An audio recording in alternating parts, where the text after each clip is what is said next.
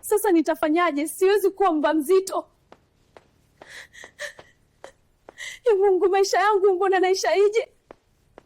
Sasa nitafanyaje?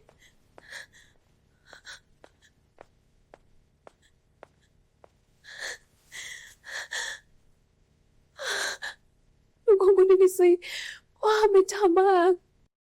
Haya, niambieni, mlikuwa wapi juzi? Tulikuwa darasani. Wewe ulikwenda wapi? Sasa ujauzito wake ni wa nani?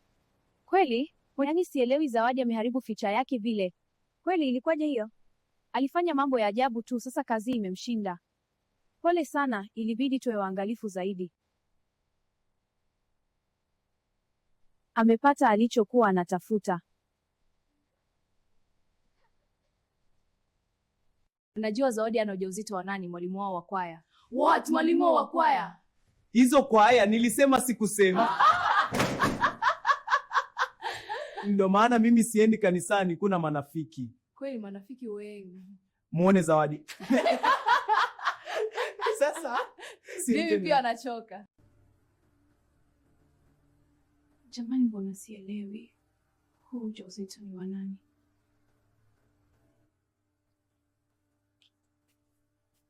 Kuna vitu haviko sawa. Sasa mbona watu wengi wanajua kama mimi mjamzito na sijamwambia mtu? Patrick, umesikia Zawadi ana mimba? Asha, Zawadi, seriously? Ndio, aliniambia jana. Oh my God, that's huge. I can't believe it. Wow. It's okay, Patrick. Mbona Zawadi alikuwa binti mzuri sana tena smart, mimba jana? Ya pasto wake huko kijijini kwao. Kweli? Ndio. Mimba ya pasto kivipi Asha? Kutakuwa jambo huko? Huyo pasto sijui, lakini watu wataongea sana. Ndio, kila mtu atashangaa. Sijali. Tutashughulikia pamoja. Zawadi, umetoka wa kwanza tena. Wewe ndio mwanafunzi bora kwenye shule letu.